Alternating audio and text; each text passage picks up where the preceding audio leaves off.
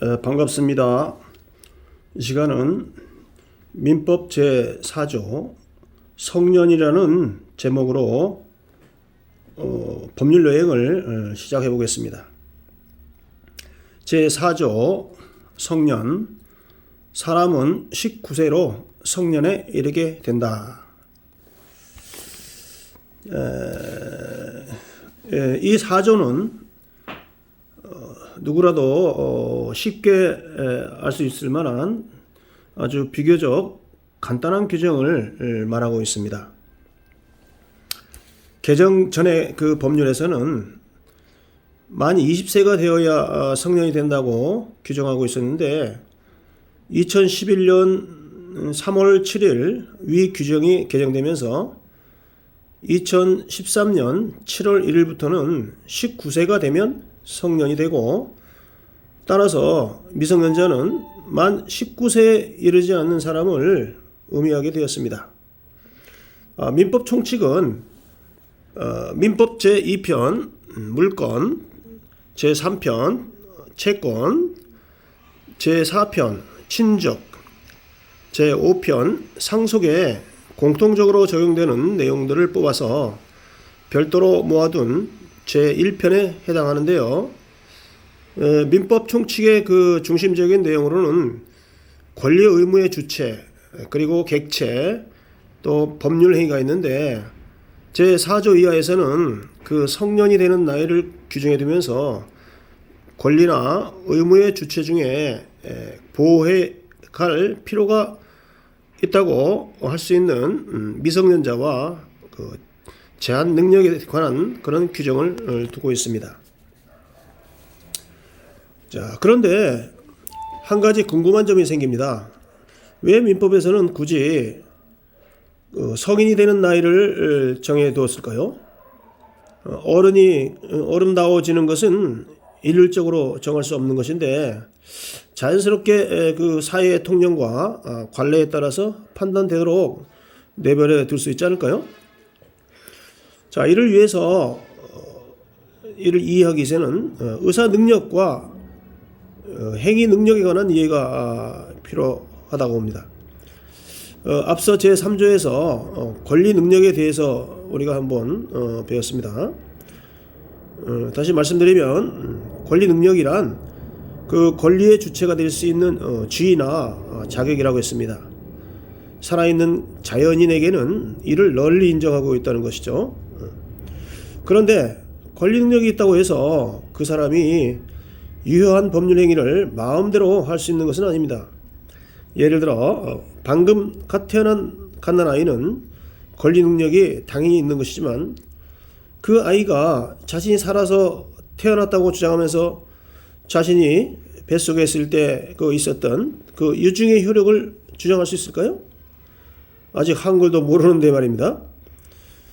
쉽게 말하면 갓난아이는 권리 능력은 있지만 아직 그 자신의 그 의사, 즉 예를 들면 당장 내 몫의 유산을 내놓으라는 등 이런 것들을 표시할 수 있는 능력을 갖추지 못한 상태가 되는 것입니다. 자, 구체적으로 알아봅니다. 민법에서 가장 중요한 것은 당사자의 의사입니다. 법학에서는 의사 중에서도 일정한 법률관계의 변동을 원하는 당사자의 의사를 효과의사라고 해서 의미 있게 보고 있고, 그 효과의사를 표시하는 것을 의사표시라고 해서 일반인들이 생각하는 의사표시의 개념과는 다르게 규정하고 있습니다.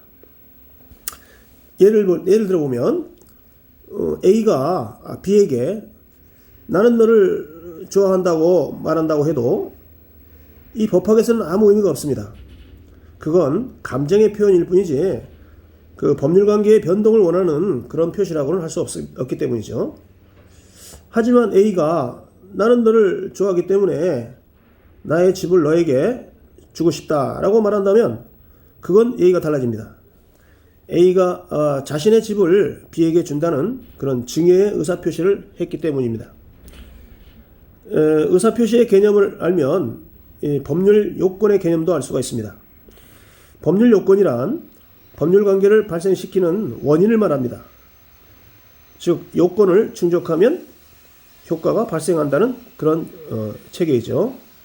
그런데 법률 요건에는 당사자의 의사에 따른 것도 있고 당사자의 의사에 따르지 않는 것도 있습니다. 예를 들어 보면 A가 B에게 집을 준다는 의사에 의해서 증여계약이 이루어지게 되고 B가 집을 결국 증여받았다고 합시다.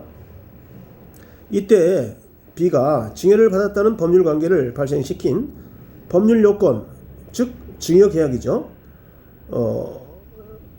이런 요건에는 B에게 집을 주겠다는 그 A의 의사표시가 담겨 있습니다. 이것이 바로 의사표시에 따른 법률 요건이며 이를 법률 행위라고 합니다. 이러한 법률 요건, 즉 증여계약의 성립에 따라 B가 집을 그냥 얻게 되는 것이죠. 즉 소유권을 취득한다는 그런 법률 효과가 발생하게 되는 겁니다. 다른 예를 하나 더 보겠습니다. A에게는 아들이 있습니다. A는 1000억대의 그 자산가입니다. 그런데 A가 그만 불의의 사고로 젊은 나이에 사망하고 아들은 그의 유일한 가족으로서 민법에 따라 유산을 물려받습니다. A가 정말로 아들에게 그 자신의 유산이 가기를 원했는지 그렇지 아닌지 알 길이 없습니다. 어쩌면 A는 그 백수인 아들을 평소에 한심하게 여겨서 돈을 한 푼도 주고 싶지 않을 수도 있었습니다.